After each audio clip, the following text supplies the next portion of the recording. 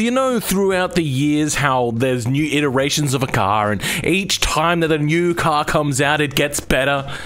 Well, that means that the opposite means that the cars get worse the older they get. And remember when I made that V10 Dodge Viper ETK mashup? Well, I feel that I didn't make it bad enough. And one of the things that I said that I was going to come back and have a look at one day was the suspension. And at the moment, this thing is rocking some really sophisticated multi-link suspension. I feel that this could really do with an upgrade or downgrade to some unequal length double wishbone suspension. And I'm also going to address the fact that the tires are symmetrical to the front and rear.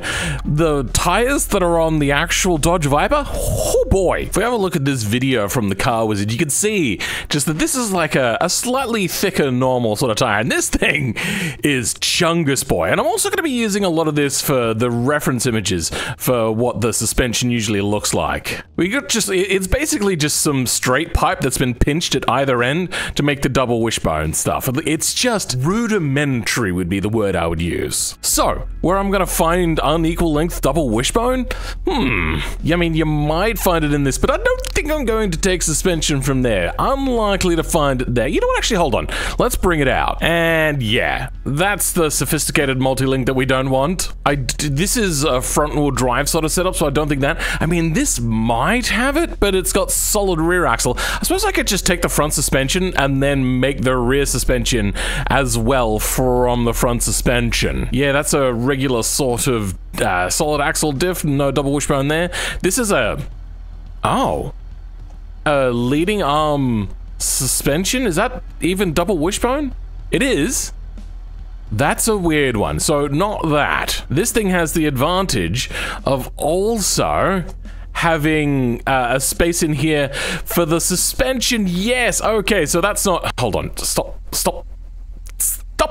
There we go. It has the advantage of having the place for an axle. So I think this actually solves our issue. And it is also pipes. Let's unpack our Viper mod, open up the bolide, and start by stealing the DAE. Oh, there's actually a few different suspension choices in there.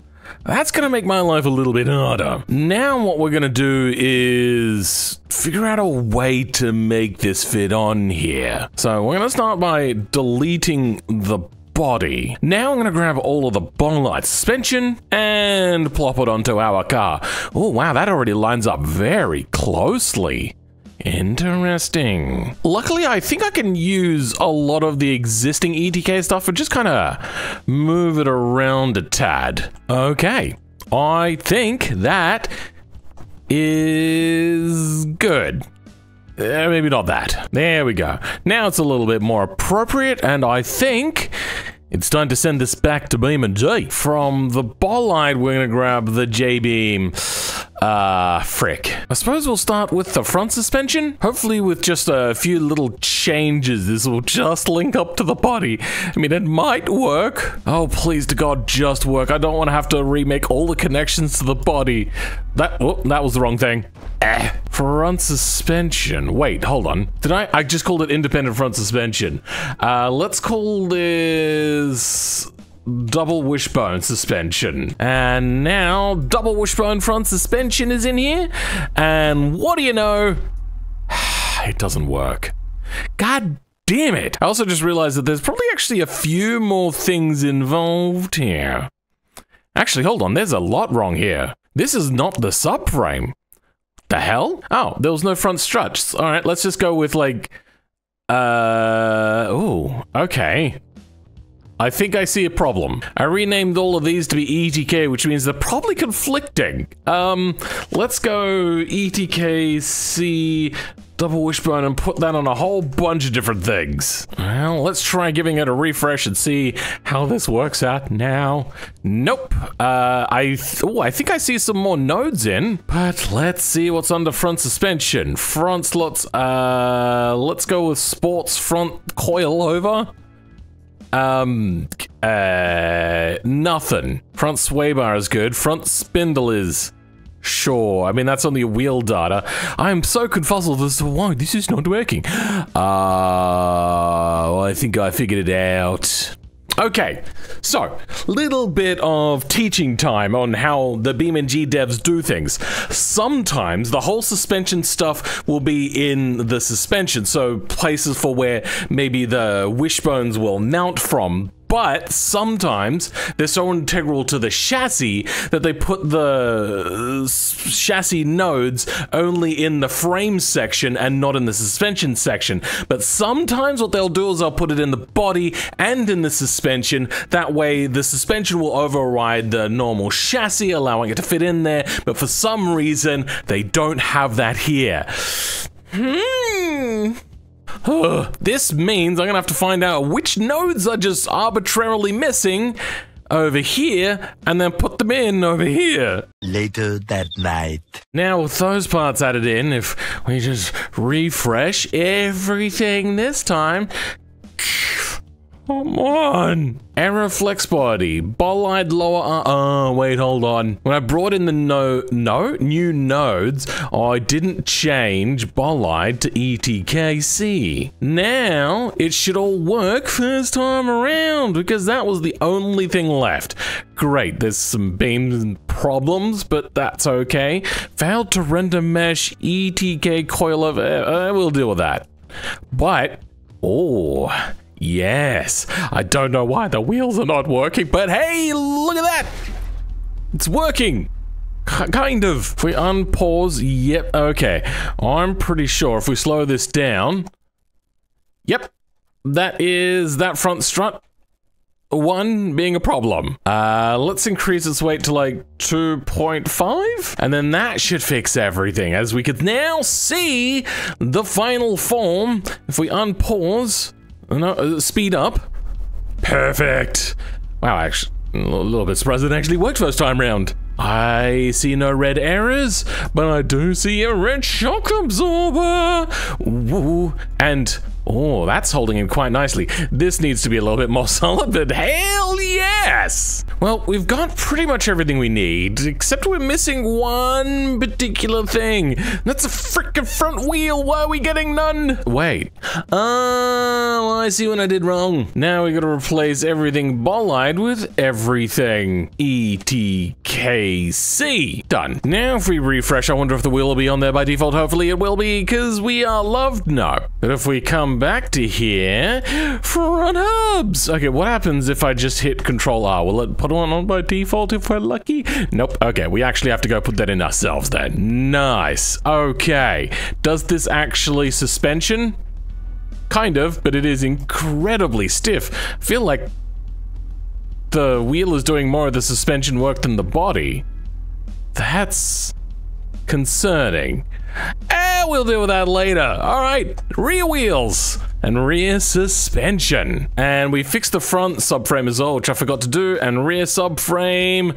Look at that, everything's basically where we wanted it to be. Nice! So, we have to find out, if we unpause this, basically nothing is attached to the body. God damn it! Now this time it won't bug out because it's a nice, friendly bit of thing. Okay, well it's not broken, but it is weirdly offset. Is that right? Oh, you know what? Actually, that might be okay. Does it line up with a subframe that we put in? Yes, it kind of does enough that... Okay. Okay, yeah, that's, I think, right. Hell yeah! Why is the suspension sloppy? I don't understand. Brakes don't work either. I will say I'm surprised that both times around the suspension is basically lined up perfect. So let's pause, refresh. That needs to come back just a smidge, but I think we're fine there. And this one seems to line up perfectly. This is good. Well, it's been some time now. I don't know what I did differently, but I got basically the suspension to work now, and I realized that the car doesn't drive. That's because I didn't put a differential in. I don't understand why it happened like that, but we got one now, so we're all good. Okay, some sloppy-ass rear suspension. I hate this. Why is the rear suspension so sloppy? God damn it. So I did make the strut suspension particularly strong, so maybe now we go ahead and change that. And hopefully the suspension now is as stiff as what I made the struts. Okay, it is. And that is very stiff. Unfortunately, it pops the fuel tank. So that's not particularly great either. Wowzers! The brakes are incredibly unbalanced. But my god, this is fun. Holy cow. Whoa! Whoops. Don't worry about us, guys. We're just Dodge Vipering in it, which usually is reserved for Mustangs, but I'm sure that we can find an excuse as to why this would be on a Dodge Viper as well. Like, who would ever drive a Dodge Viper and lose control? That doesn't sound like anybody I know. First things first, we need a little bit more offset, I think. And wait, did putting in the differential? Yep, it broke the suspension again. Frick. So if we turn on, we could see that some things are jiggling a little bit. Alright, well, let's grab you and plop you here. Then down your stiffness a smidge. Oh, wait, hold on. Actually, we can turn that up. Then turn this down a smidge. And refresh. If we're lucky, that might be all we need to do. Close. Fuel tank still breaks. And whatever ARBR1R is, it seems if we pause, the anti-roll bars want to be a bit heavier. Easy done. Now everything, oh god, okay, yep, something just happened. This looks to be working much better now. Now we've got a fully fledged difficult to drive Viper type vehicle. I think the rear suspension might be a little bit stiff because it's designed to have an engine in the back, so we might have to drop that down a little bit. But I'm not very good at tuning, or at least I don't have 15 goddamn hours to make this more approachable. But you know what we can do? We could leave it up to you. Okay, god damn it, I've high-centered myself. Let's change that to a limited slip. Now, it still works. Oh, wait, hold on. Fully sick, bro! No, dearie me, we've gone around. I might have to make a custom wheel and tire to just get the tires on the front to be narrow enough compared to the rear. This is ridiculous. Or maybe I'll just pick... Wait, no. Hold on, let me check something. The brakes suck, they are really unbalanced. Let's slow the game down about 200 times, build the revs up. Oh, this is gonna take a while. Because we're at like 200 times slower. Alright, you know what, fine, alright. Let's change the revs to be up a little bit. Okay, there we go, and then drop that. Okay, you know what, fine. Too slow. 50 times? Let's watch that rear tire to see if it shakes around, because it looks like it was shaking around a little bit. Alright, now we're at 32 times. The camera's shaking. Oh, that's a little bit vommy and juicy, but I'm not actually seeing the rear tire shake. I thought I did see it shake.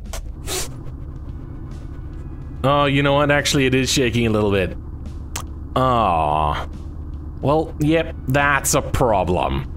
I mean, that's not why I'm driving so badly. That comes down to just, like, abilities. And I don't have... That's not my strong suit. I wonder if back in the 90s, one of the best jobs, or like most lucrative businesses, was to be the only Dodge Viper official repair for body work in America. Like, can you imagine the amount of work they got with that thing? God damn, oh boy. I mean, I've seen the Fast and the Furious... Tokyo Drift, whichever one that were, that one. You get the idea. That one. So yeah, I know what all Dodge Viper drivers are like. Did I say words just then? I'm not sure. My brain is fading. It's getting late in the evening. I should probably go to bed. Do you guys want to see me go even further with this? The next thing to do would probably be to work on the tires and suspension a little bit more to make a custom tire and suspension setup, and then potentially some bodywork. Do you think that would even be worth it at this point? I get the feeling views are not going to be great on this particular one because it's just like technical little busy work. But I suppose this could be like a kit car. These sorts of BMWs now go for like $10,000 if you found like a similar equivalency. Maybe 20,000 Australian dollars, that is, by the way. So Dodge Vipers, like, I get the feeling they're not cheap. So it really feels like that's the sort of car that would have a kit car. So should I make like a kit car body to apply to this? I think that would be hilarious. And, you know, also pretty darn epic. Do you know what's also epic? My channel members! Yeah, that's right. And especially my top tier channel members, which includes still the Rogue Tick, the Crown Priest. And joining him now is Gav the Stig, who is a little Twitch streamer over on Twitch. They actually have a pretty big number. But for now, for the rest of you, I should say, I'll catch you all next time. Goodbye.